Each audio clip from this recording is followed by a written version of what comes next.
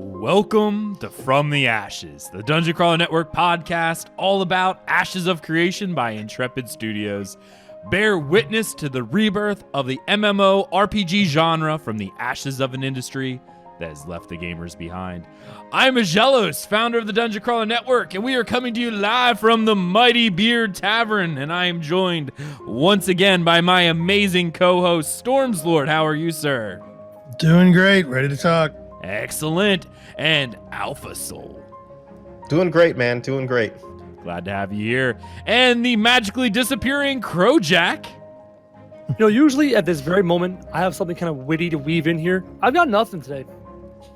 It's okay. It's all right. It's been a long week, I guess. I don't really know. Anyway, we got a fun show planned for you guys this evening. First off, we've got the Regalia of the Iron Lion was shown in a new blog post, and it's some beautiful, beautiful things. So nice. Love it. And, of course, we're going to dive into our mailbag. We're going to answer out a few questions we have there. And then we're going to recap a few things from some of the other content creators and their interviews with Steven. We pulled out a few of the interesting questions that they had answered. I think one of them even directly related to what we had mentioned in the past. But if you haven't got a chance yet to go watch their stuff, definitely go check out those interviews. They were all really good, and we're going to have a fun time talking about all of that this evening. But before we do, got to give a shout out to our newest Patreons, Daedalus, the Ashen Herald. Thank you so much, Daedalus. And of course, Dovina, our newest supporters over at patreon.com/Dungeon Crawler Network. And of course, all of our shield wall here at twitch.tv/Dungeon Crawler Network. You know who you are. Yeah, I see you guys. Much appreciated. And of course, all of those who support us by leaving us 5-star review on iTunes so people know that we are a real podcast, that we say real words, and sometimes they matter. And this month, 10 people have done so. We're going to go over a couple of them now.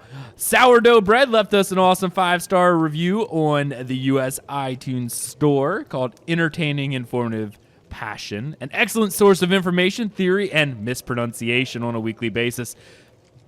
It's true, actually. I can't even argue that. How is no one pointed out it's DAOC, not DOAC? Yeah, seriously, guys. DAOC? Yeah, DAOC. It's Dark Age of Camelot, but I think I always pronounce it DOAC. DOAC. Yeah. Yeah. He's not wrong with mispronunciations, but thank you for the 5-star review and overlooking those anyway. Aggelos and his merry troop offer a diverse spectrum of experience and insights regarding the development of the listener's favorite project of passion, Ashes of Creation. With backgrounds in gaming, IT, project management, and production, the crew presents a vibrant, insightful, and polished take on the news when they have it and conspiracies when they don't. A must-listen for anyone who's from those newly discovering the game to those who traded in their cars to join the Phoenix Initiative. Alpha Soul, how many cars did you have to trade in? A lot, right? Yeah. Yeah, me too. Yeah. Been there. I actually I like had to that do review creative because accounting. you guys... Sorry, go ahead. I interrupted you. No. No. Go ahead. I was going to say, I like... Because you guys bring the technical knowledge, right? You guys have all the expertise in a lot of these things. And game experience, I'm literally just here for the crazy emotions and the crazy reactions. That's literally all I bring. I've got nothing else other than that. I disagree with that. Anyway. I disagree with you entirely. All right. Well, Let's bring those emotions right now. fine. Be that way, I guess. All right. This one's cool. This is from Chin Yu from Germany. Thank you. It's nice to know someone in Germany is listening, too. Amazing podcast with lots of information. I discovered Ashes of Creation at the end of 2018, and I am listening to your podcast since that day. While we wait for the release of the game, you provide the community with a lot of information. I also like the fact that you also state your personal opinions and discuss all topics together. This makes me so excited for the final game. Thanks, guys. Keep your hard work going. A 5-star review from Lit Cheese from Quatar, Qatar, Qatar. How did I pronounce that right? I know it's in the Middle East, but I don't know where else. Anyway, thanks for the weekly reviews. One of the best sources of information about AOC while I drive from and to work. Oh, and shout out to my guild, Hand of Unity. Hey, there you go. You just slipped that in there. Hand of Unity. Very cool. Shout out to you guys. And we also had one more that I'll talk about, but I feel like this one's really faked. So let me say this to you guys, and you'll get it. All Things Ashes is a 5-star review. Solid podcast, but let's be real. Alpha Soul's sexy voice is the siren song of the airwaves, gently caressing our eardrums to the melody of sweet knowledge and leading us through rough waters of boredom. I've got a fever, and the only prescription is more Alpha Soul. Sounds like a legit review to me. This sounds like the best review, except Stormlord is not mentioned. It's so rude. Yeah, you know. The hell, reviewer? Yeah, no, I think we should throw that one out. That one seems highly Doesn't suspect. even mention Stormlord. Thank you, guys. Actually, that's Unreadable. from Alpha. You can't tell, but still cool. Pushing those up there. It's cool. You've only been on the show for, what, 50 episodes now, Alpha, and you just got around to leaving an iTunes Yeah. review? I actually had not realized I had not left a review even before. To be fair, I used to watch the Dungeon Crawler Network and still, did with the Elder Scrolls series. That's how I kind of got involved in it. I just never ended up, submitting a review. Gotcha. I'm going to leave a review, and I'm going to write it in haiku, just so you can read it on the air. I'm going to write it in haiku. As a poem. I'm going to do it. Wow. Doing it. All right. Well, I guess whatever you got to do. You'll be forced to read it. That's the point. Did you? I see chat saying that sounds like a 90s adult film. Yeah, I try. Thanks. You guys appreciate that. Anyway, enough of that. We had enough of the introductions. Let's go ahead and jump right on into the news. First up, we got the Regalia of the Iron Lion. And I should have actually done this ahead of time, but I didn't because I'm a noob. And I need to pull that up on my screen because I didn't do that. But We talked about this armor last week, right? It's the same one, but with the full document. yes. The one we saw last week was only the very first one in the entire bunch. This was actually a release that also gives the lore behind the Order of Knights who actually wear this armor, and also shows the progression that you get for all of it. So I'm going to go ahead and pop this on the screen. For those of you who are watching on the, I don't know, YouTube's, I guess. I don't know.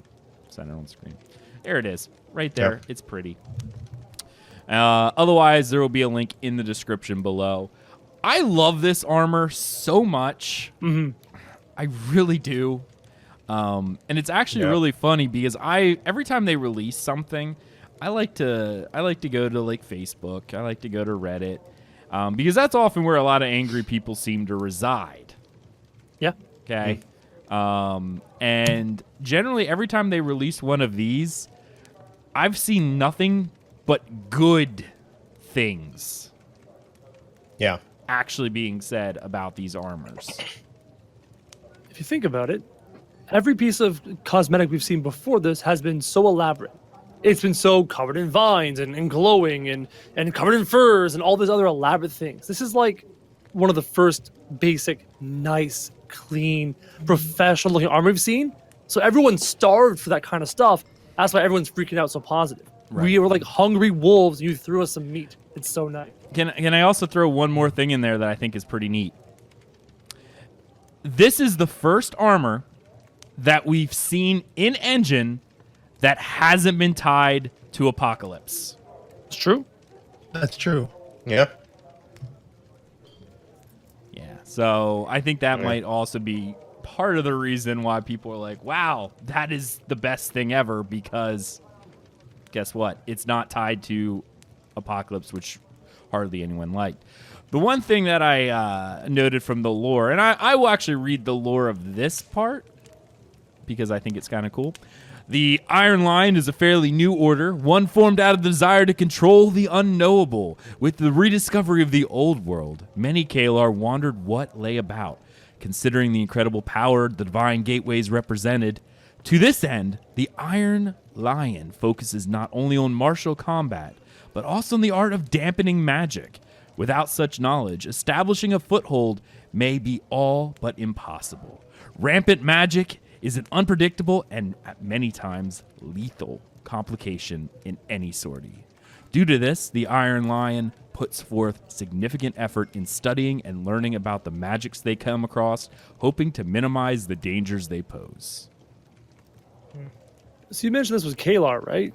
Correct. I jumped on the wiki, and shocking, why Aggelos loves this armor. Where does the Intrepid Studios draw their influence for Kalar design? Oh, European racial influence. Shocking that you loved European-based armor. Ugh. This is not a lie. I'm not even going to argue not a it, lie. really. No. Pretty accurate. Yeah, all right. So yeah, the Kalar are European-based influence, and the other humans, the Ayla, if that's how you pronounce them, are French medieval. So I'm looking forward to seeing what they're going to look like. I think Ayla is the Aren't they elves? No, the Aylan humans are actually the progenitor Aylan race. Yeah. Yeah, So- sorry, you're right. They're the overarching everything, and then from that progenitor we have the two subroots of the Yes, you're Kalar, correct. which are And the Veilun. Veilun. Yes. Oh, the Veilun are the Middle Eastern influence. That's right. Correct. There it is. Okay, I found it finally. Your darker skilled ones. Interesting. Mm-hmm. Yeah. Interesting. Yep, I love it. Anyway, Alpha Soul, you made a comment about this. During Yeah, reading on this, I was combining the reading with it with the way the armor looks. It reminds me a lot of Dragon Age, specifically the Templars that come from Dragon Age. Like their whole thing is, they're armor wearing basically zealots whose sole purpose is to essentially control or stamp out magic. And so the style just reminds me a lot of them, and it just popped into my head. The Knight Commander Meredith from Dragon Age 2 really is what popped into my head on this one. But I do like the way that they use the cloth kind of in combination with the rest of the armor. It's actually funny that you mentioned the Templars as well from Dragon Age, because as soon as I heard about magic dampening, that's the first thing I thought of too. But I've only ever played the first Dragon Age, so I thought of whenever you play the mage storyline and you have the Templars in the mage's tower. Yeah. But yeah, I love that whole aspect. And showing this as a progression style, the reason why we have the 3 armor types is you'll be able to earn each one of these, because each one, the Cuirass of the Pride, which is the blue one, Aegis of Fangs, which is the red, and then the Dawnclaw Ward, which is the kind of black tabard one, you actually get at different ranks throughout the order. So whenever this comes out within the game, you'll be able to do some sort of thing in the game, hopefully a quest line or even... Am I the only one who actually enjoys faction grinding? No, you're not the only one. Okay. Factions are an integral part of MMOs. Right, they're pretty important. I remember farming for hours, bugbears, to get their necklaces, to get Cenarian Circle rep in WoW. I'm hoping that we get something similar to that. I don't... Quest lines are great and all, but I find quest lines either to be too short or, I don't know, just uninspired. And I get grinding mobs and stuff isn't necessarily the best way either, but when it's a long-term goal, I really like that kind of thing. And I think cosmetics should be a long-term goal. Something that you feel rewarded for, not you finish one quest and, hey, here you go. Well, thanks a lot. Now, there's only one critique I have with this triple armor concept, where it's actually ranking up. Most common rank, right, on up to the really nice-looking rank, the black one. The armor itself doesn't get more or less intricate as it goes up or down. The decals, the studding, all the leather, all the intricacies of the armor itself stays the same, but just changes color up and down the ranks. I would love to see the common ranks have less detailing, and then the elite ranks have more detailing in how the armor is produced, like a quality scale. That'd be really cool to see. Yeah, that's a good point. I guess. It's gorgeous armor, though. Also, I want to see what underneath the tabard looks like.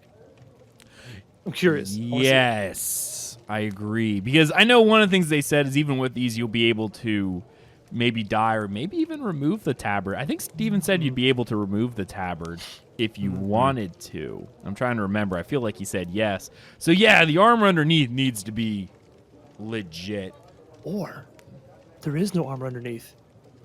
And you're just Legit, it's just bare-chested? shoulder pads, elbow pads, wrist pads. You take off the tabard, you're just naked. There's no armor there. Knees down, shoulders up. That's all the protection you get wearing this. And it's like a loincloth. There's nothing there. It's just like wearing a kilt. And that's just the male armor. You should see how little protection you get for the female armor. No, I'm just kidding. Because that's how that goes. Yeah, Anyway, this is awesome. I like it. I'm really excited, again, because it's bringing us back to... Like, when I backed the game, this is kind of the armor that they showed us in the first videos. This is what I like to see more realistic. Like, it almost looks like there's chain or scale mail underneath there. Because if you look really closely at where the elbow and the shoulder meet, like right underneath, it looks like either chain or scale. And that's beautiful to see. But it's nice that we're starting to see some of the renders in engine renders. I know this is... Some people will be like, it's in Unreal's gray box version. It's modeling. It's beautiful. Yep. So it's going to be something pretty cool. And I'm really excited. I'm really excited to see this in-game on a character running around as well. So, Yeah, I will take this over just the concept art any day. Right? This is the next step up from concept art, and it's very nice to see. I thought you were going to say, the latex space bondage. That too. I'm not a huge fan of the tight-fitting elven kind of look. Yeah. No thanks. Definitely No. not. That's why we don't like elves. See, I want the next step. I want the bigger armor. Like this is like streamlined human armor. I want the really bulky stuff. I'm looking forward to seeing what that will look like when they go that design. Like orcs or stuff.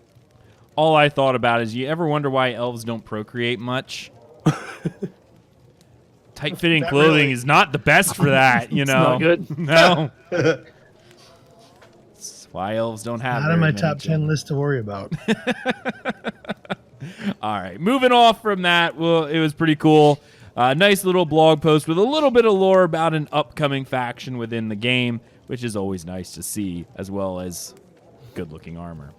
Moving on, we're going to jump into our mailbag, and this is a question from Michael. He's asking about nodes again, which is a good subject because that's what we talk about.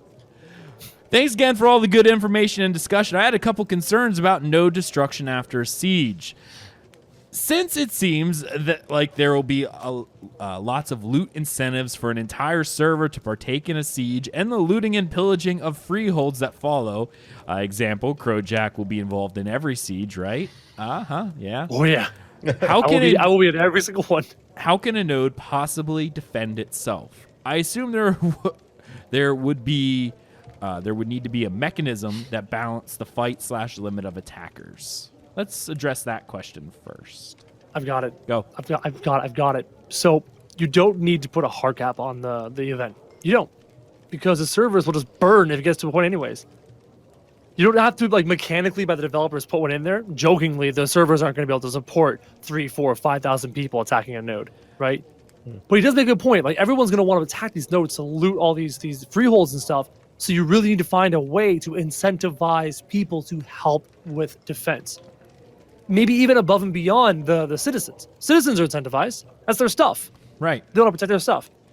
But if everyone who's not an attacker wants to join in the attack to do the pillaging, you hopefully got to incentivize additional people to help with defense. Yep. I'm going to throw something out here. They've mentioned that it's going to take a lot of resource preparation and time in order to declare a siege. What if you had to bring resources to the siege, and if you're an attacker and you lose, that's lootable as well? Because they also mentioned you're not going to be looting things like, I'm not going to run into Crowjack's house and steal his lamp. I'm going to burn his house, and then I get raw resources. So you're not going to, I don't think you're going to get things like from an individual, like, oh, I stole his favorite rug and I'm running around with it. That's not what's going to happen. You'll burn his rug and be able to get fibers out of it. Raw resources are going to be, I don't know. I got you. Yeah. I want the rug. Well, you might want the rug, but what you can do is you can burn his stuff down and steal scraps of fiber to make your own rug. Make your own rug. Yeah. So you're not going to have any of that. I don't really feel like you're going to... The main resource that people are going to get is raw crafting resources. This goes back to arcade, in my opinion, with the trade packs and stuff, where raw resources were what people were fighting over. So you're going to get pieces of raw resources and things like that you're looting, and therefore, if you also are on the defender's side, you may be able to claim all the resources that the attackers brought to complete the siege. I still think, I mean, would that, outweigh the looting of a whole node, though? I don't know. My impression was they said it was supposed to take as much time and assumably resources as it took That is true. to level the node. Right. Yeah. Now, what does that necessarily mean? Like, That's a long time. well, they want it to be a long time. They want a siege to be something. If you're sieging, there's a reason why you're sieging. Right, but we're talking, what time frame are we talking, right? So we're saying it takes as long to siege as it took to level it up. I think that's. What time frame are we talking? I think we're talking weeks. Weeks, we're months, taking basically. Not longer. longer, right? You're talking If not months. longer. I'm like, yeah. yeah, that's because again, sieges, that's the way they happen, right? You're gonna, scour the land to get your resources while you're there, but you can only last so long. You can only bring so much with you. So, according to the Ashes of Creation wiki, they have a time frame to advance that was taken from a Reactive World node video, or the blog post, A Reactive World, which is on the site still. Now, take in mind, this may also be slightly outdated, but, whatever the case. They say here that to get to Expedition, which is Phase 1, is supposed to take a few hours. An encampment, which is Stage 2, is supposed to take many hours. A village, Stage 3, takes a few days. Stage 4, town, takes many days. Stage 5, city, takes a few weeks. Stage 6, metropolis, takes many weeks. I know it's not die-hard example, but you can think a few weeks, at least 2. A few could be at least 2. So many could be a month or more. Now, I can see the amount of time it takes to prepare for an attacking of a siege to take months. I can see the amount of resources required to execute the attack of a siege being the equivalent of farming for a month or so, right? But the actual attacking portion, the actual battle, I don't see that taking more than a handful of hours. Yeah. Yeah, the actual Like battle. when the swords are thrown down and everyone's going at it, a few hours. If it is true, I mean, if what he's saying is true, it does make sense. The sieging a node or tearing down a node or getting to that point may be considered like a server-wide type effort, right? Or not even server-wide type effort, but something that you really want to do, not something that you wake up tomorrow and say, hey, we're going to, why don't we do it, basically, We right? don't like Bob. Let's go against Exactly. We don't like We don't Bob. like Bob. Right. So yeah, that's interesting. If it genuinely takes that long to farm the materials up, that makes a little bit more sense of why it would be a full destruction. Otherwise, you just fight each other in node wars and reduce experience that way and things of that nature. And I saw some people in chat talking about that they think the majority of nodes are going to happen at Stage 3 and 4. I agree with that, because that's Stage 3 is where you first get your ability to siege. Well, it's your ability to siege as well. You can't siege someone until they're in a city, but it's also the smallest amount, right? Yeah, you're going to see people land day one, right? Companies go in, rush to level up so they can get to the point where they can siege. Because the first group that starts sieging, that's going to be a group to handle. Right? That's why it's going to happen. So it's going to be a land rush to get and start preparing to siege. Well, first you have the land rush to try and get to town first, because the first one's the Stage 3 blocks everyone around them. Right. You don't want to be a vassal. You want to be the first town in your little immediate vicinity. So that's the first rush. And then, question, like really, really early, how many of these other potential towns or villages have the resources worthy of attacking at that early stage of the game? I'm curious. I Do don't know. you with the attack team. them before they have the resources, or do just you to make take sure them? you establish your? That's right. How do you go ahead and do that? The one thing I want to put forward here, and this is something Steven has said before, because we know all the different guilds out there and whatnot. Remember the thing about nodes is he says over and over again that a guild will not control a node, and that Right.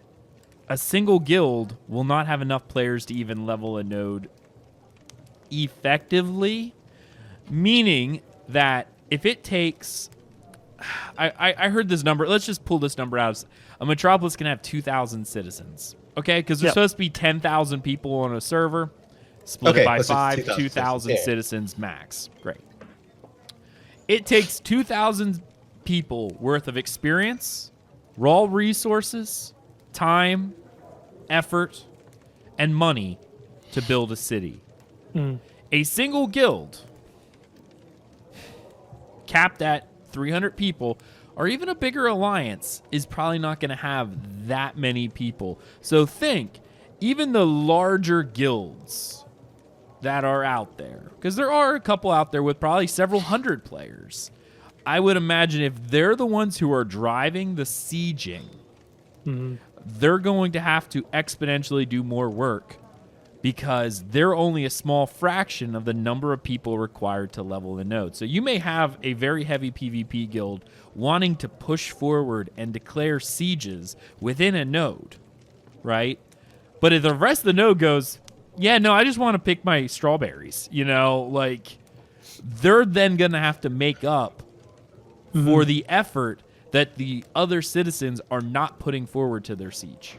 But if you take 10-15% of a population and you make them hardcore, you make them optimizers, min-maxers, a hardcore group, that can make a big difference in the evolution of a node and the military of a node versus another group, another node that doesn't have that kind of guild. What if the other group over there of 1,500 people are just 1,500 casuals? Well, don't have that super guild, the hardcore guild. Again, that goes into effort and time versus, I'm assuming everyone's on the same scale. The same person can generate same amount of work. We can't assume that, not an MMO. In this, you sort of can, because you can still assign a raw value, but the person who is a hardcore type player who will play, you'll no life it, will essentially be the equivalent of, 4 horsepower rather than a single horsepower. You can still assign a raw value for horsepower. I just think you're underestimating how a guild of 200 hardcore 4 horsepower people can make a difference in the evolution of a node. How many We'll have to wait and people see are on how- a server? How many people on the server? They floated the number 10,000 people on the server, right? That was the number they Correct. floated? That is That's the what I number thought. they're floating. 10,000. around. Yeah. There are 103 nodes, right? Yeah. Divide that up, into 10,000. You get 97 people per node. Yeah. If they were evenly perfectly spaced, yes. That's Evenly how- perfectly spaced, right? Let's just say not all of them go to fruition, Yeah. right? Half of them do. That's 200 people per node, assuming that they're split evenly. I have a hard time. I don't know. The numbers are kind of weird to me in terms of how big these cities can be and how much generation, is actually going to be going on. I think they're conceptual, and they're not quite adding up. Right. That's what I'm They're feeling just too. not quite there because you're speculating, right? And you're putting these things together, and they're designing, right? So until you sit down and say go from design to actual, see how it works. Yeah, I think you're in that. We're taking a swag at it, and I feel it's off. Like Not sure how. when a server's developed, 5 metropolises, how many cities underneath the metropolis? 2 per metropolis? Maybe 3 vassal cities? All right, how many vassal villages? How is that going to break down, and how much space is that going to take in the server's world map for all these individual vassals beneath each metropolis, of which there are 5? You're Plus, assuming guild they castles. all are going to fill in, It's true too. right? That's not the way people distribute. People don't distribute evenly. Right. They distribute in groups. What I'm envisioning here. Remember that circle graph that we showed at one point in time, showing how the different nodes grow and how they have different subservience. What if I like Krojak's idea of, all right, you got your metropolis, and you can have 3 cities underneath it, 12 towns, 24 villages. That's a lot But of what cities. happens if at that point in time, not everyone shares? So nodes will war between themselves on the outlying villages to claim territory. It's like, well, I'm supposed to have 24 villages, but I only have 18 because They can't get along. I can't. Well, no, it's like my zone. They reached it first, so that node got everything. Now, my 1/5 or whatever. Sorry, you don't get those nodes. You have to That might destroy those lower tier nodes to bring into your area. You see that in war all the time in older wars, where people would annex a valley because they just wanted to add its resources to their kingdom. Not the whole thing. They didn't march against the capital because that had been suicide, but that little bend of the river that is sort of ignored. They may What we're send also going to troops. see, I mean, not. there's going to be a disproportionate distribution of population per server, right? There's not going to be 5 metropolises, each with 2,000 people. You're going to find a metropolis A over here that has 3 cities beneath it because there's a bunch of people in that area. A metropolis B over here might only have 1 city beneath it. And they don't have the same kind of tax power, military power. And you're going to see a really disproportionate power difference between these metropolises per server. Each server is going to have its own different power balance and power struggle. Right. I love it. I can't wait. I keep saying that. And I guess it really comes down to, I mean, when it comes to why you would be defending a node versus attending. Circling. Yeah. All the way back here. Yeah, taking it back. Taking it back. No, I think it all lines up, especially if the amount of power that your node has and the buffs that you can get are directly proportionate to the number of vassal nodes. Because what happens if it takes a lot of active vassal nodes to keep your metropolis leveled up? Okay. What if you could just go siege some of those cities and villages to start to really affect the metropolis and get that thing weaker so that you can go, that's cool. That's cool. Because all that extra experience that they gets fed up into the metropolis. After that, it goes going into atrophy.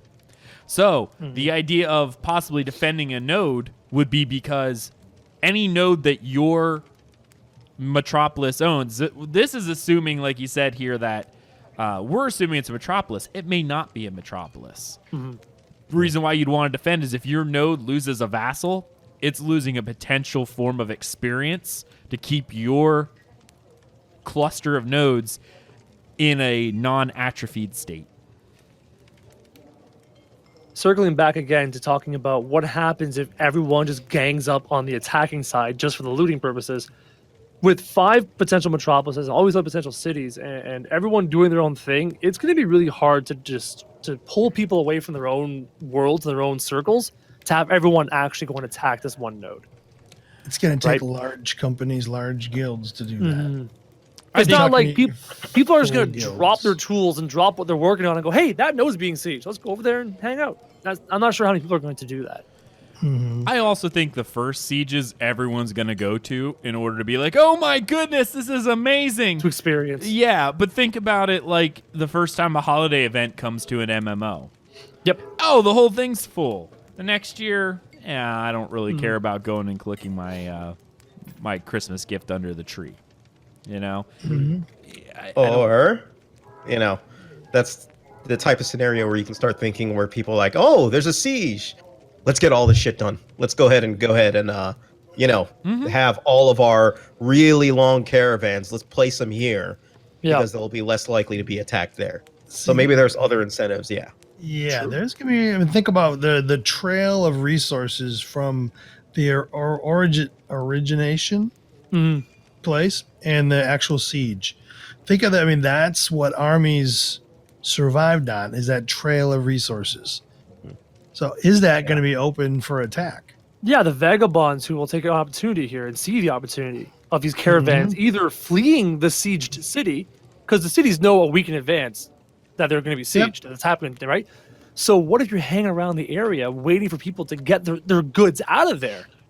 You can lay waste to those caravans. Oh, man, I cannot wait. And Says That'd be good.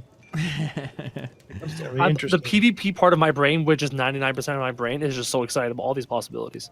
the other way they could even balance this is that in order to make it so that each person, both attacking or defending, we'll say attacking, for instance, has a personal stake, maybe they have to put something in, like they have to place a bet too.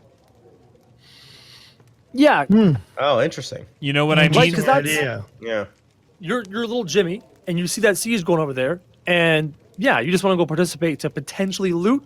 And if you fail your attack, oh well, I don't get loot today. I'll go back to what I'm doing. Yeah. Yeah, there's got to be a cost. But do you want a cost? Yes. What if you want everybody is it? to join in, right? Do you really want a cost? When it's something this high stake, they keep talking about the idea and going back to like EVE Online and stuff like that. You wonder why so many wars in EVE Online end at stalemates? Because no one wants to lose their ships. Yeah, no one wants to commit the resources. They right? only commit when they think they're going to win. Otherwise, true. it's a standoff. There needs to be, if there's no negative, sure, maybe it's one person funding the whole war, blah, blah, blah, blah, blah, blah, blah. It can't all be on one person. People have to have a personal stake, or else you're going to have the looky-loos showing up going, I'm going to attend, and if I get stuff, great. If not, I want to be the bank that loans the army the money. Yes. So yeah, the winning. The Iron side. Bank of Bravos. yes. Yeah. Actually, I could loan it to both sides, and then Exactly. Supply the weapons to win. both sides. take away. Hands of Fate's going to become a merchant guild that specializes in Oh. ballistas, ships, and all that military gear. Let's go. based on a jealous ability to bring in money. Yeah, we probably should. It's not a bad idea. I'm not bad saying idea. it's not that bad of an idea. I think You're warmongers, right? I've been watching a lot of the Netflix show about the Medicis and their banks. So yeah, I'm all for that. Anyway, There you go. yeah. I do like making money. Anyway, next part of the question: if my guild spends months and many hours of effort building up a node and neighboring freeholds, will all of the results of all of that effort and invested time simply evaporate after just one siege? Everyone on the losing side needs to start over. One of the nice aspects of an MMORPG is that you can invest time in your character, house, guild hall, etc., and see those things improve over time. I'd sure hate to see it all of that easily lost. You need to risk stuff. There's no fun in anything if there's no risk. There's 0 I'm fun. sorry. In It's like PvP, using you're cheat gonna codes lose in your favorite stuff. video game. Yeah, It's so you're gonna fun. lose stuff in PvP. Period. Yeah. Unless you're in the big, always winning company, you're gonna lose stuff. That's But the way it eventually, works. even the Yeah. biggest winning company loses. I mean, Yeah, we've Yeah, seen I that. some of them. We've seen You that will in the lose stuff. past. Mhm. Goon Squad is a good example. They kind of rolled in. I know they're probably not one of the bigger ones anymore, but I remember when they first rolled into EVE with their like 3,000 people. They could just outman anyone that was there. They controlled an entire area. They formed a giant alliance against these guys and pretty much wiped them out to like the very end of space. Now I think they're making a recovery, but being on top isn't always that way because even the people who are always on top may leave the game. How many times have we seen the big guilds or whatever when they run out of competition or their competition moves on, that they also move on and then it goes down to, other guilds? In every game that I've been in, the top dog has eventually moved on, depending on how long it is, just because there's going to come a point where there's nobody left to fight, right? And it takes a certain personality type to want to chase for the top. And you're right. What's left to chase? It's all about that chase. And when it's You're gonna gone, find somebody else, Chase. Absolutely. It does happen. I mean, there's and in a game like this, I know EVE is a game that people are like, they still play that, but EVE is a different type of game because there can be total loss. This game, there's not so much total loss because even things like you put into like your freeholds and stuff, you get the blueprint back. You pretty much only Knowledge. lose the raw resources it took to build it. So you can literally place it back down once you get a new spot. Mhm. And then, if it took 1,000 stone to put it together, get 1,000 back, and boom, it's right back the way you had it. This is Eve Light. It's definitely not as hardcore as some of the other games. So yes, there is an element of you could lose stuff. And you will. But it's also not as harsh. So when you building a town and you put your sweat for months into this town and you lose it in a whatever time period we're going to lose it, right? That's going to affect people. Vendetta. Well, either vendetta or I quit, depending how quickly it happens, right? Yeah. One of the two. And that's, something that I think every game like this, whether it's an MMO or not, goes through. Mm-hmm. Every player has to find out for themselves what it is that they're going to, what's going to be their line in the sand where they're done. Mm-hmm. And it happens to everyone. Oh, I think a lot of people in this game, there's going to be a big surge of players, and the very, very, I hate using the word Care Bear because it is very... It's almost derogatory. It's almost like you're taking a shot at those players. It is derogatory the way it's used. Because I would be a Care Bear because I prefer mostly PvE. I like stuff like, I like to PvP a lot too, but I like PvE probably more so.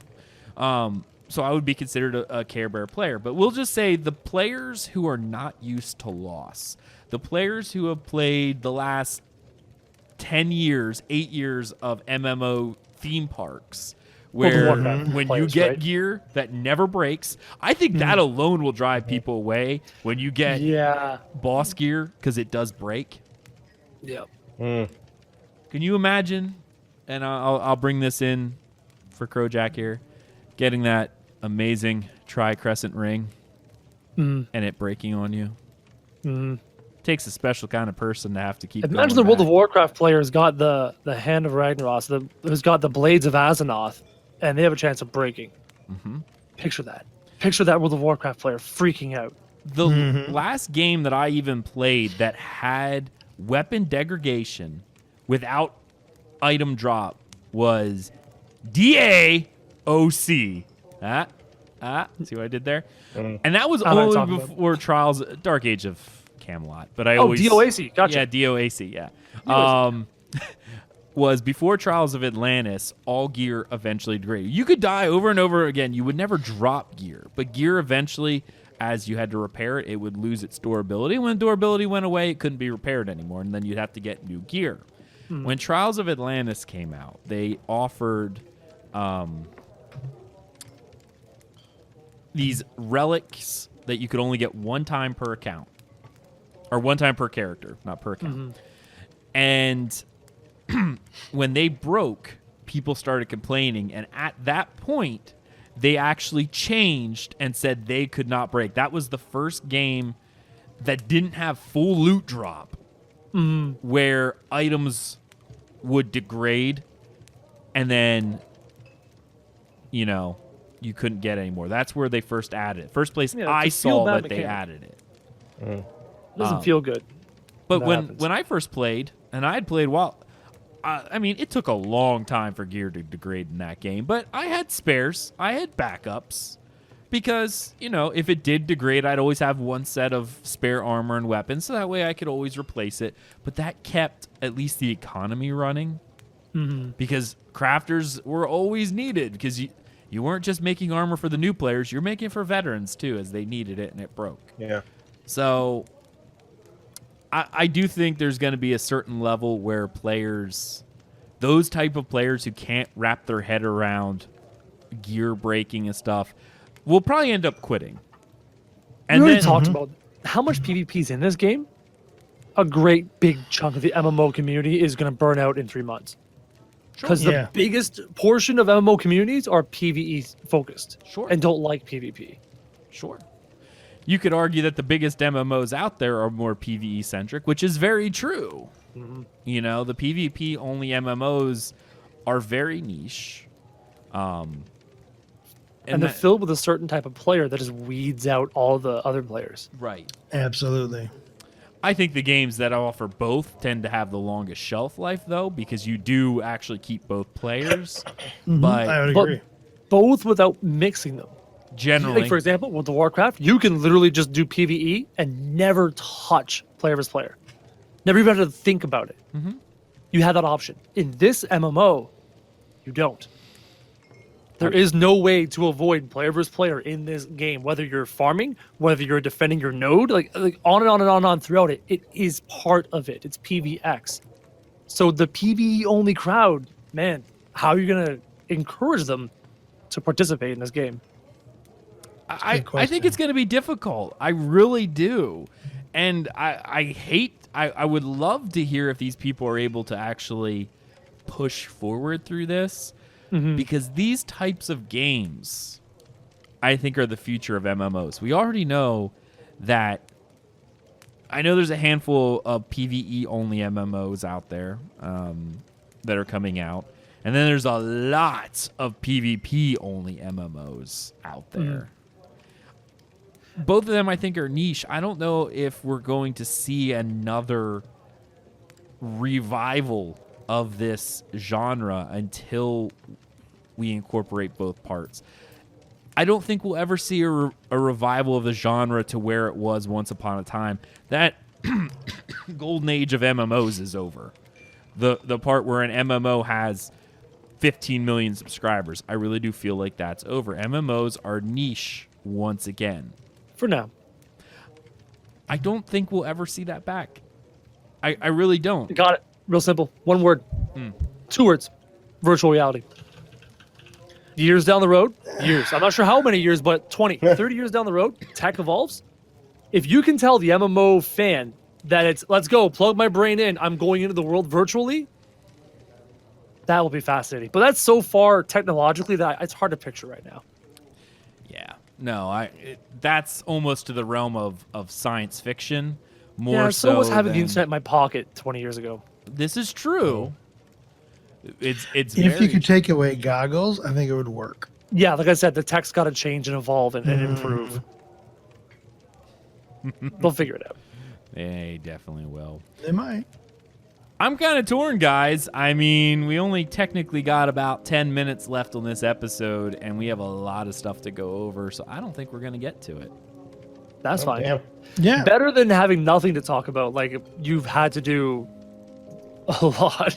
For the past year and a half. Yeah. Yeah, so I think what we'll probably do is we're going to end the show here for this week, ladies and gentlemen, instead of jumping into some of the content creator stuff, because that was a good question that we really we talked about and had a lot of good discussion about that. And we'll probably save some of this other stuff for coming weeks. So I have a feeling we're going to once again need some of this information, and we have some good stuff in there that we will definitely talk about. So, guys, I think that's going to be it. Thank you so much, everyone, for coming out. I want to thank my amazing co-hosts yet again, the awesome Storms Lord and Digital Piper Studios. Definitely check out all of his stuff. Do you have any new games coming out, dude? We're sort of on hold, Okay. working on some real life stuff. Fair enough. The real job's coming up. It always gets in the way. And of Doesn't course, Alpha Soul. Check out his stuff on YouTube. Does some awesome Ashes of Creation recap videos. Definitely check all those out. And of course, the one and only Crowjack. He streams. He does YouTube content. Right now, I think he's getting eaten by dinosaurs. That was this morning. Oh, World War Z. Very fun game. You like Left 4 Dead? Left 4 Dead 2? Try World War Z. Very fun. Nice. Very cool. Thank you so much, guys. You are amazing. Anyway, you can follow everything we do over at DungeonCrawlerNetwork.com. There you find links to all of our social media, including Twitch, YouTube, Twitter, and Facebook. Be sure to check out our Patreon program at patreon.com/DungeonCrawlerNetwork if you want to help support the show. You can also leave us a 5-star review on iTunes so people know that we are a real podcast, that we say real words. Sometimes they matter. Thank you so much for joining us on this episode of From the Ashes. We'll see you next time. See you later, everybody.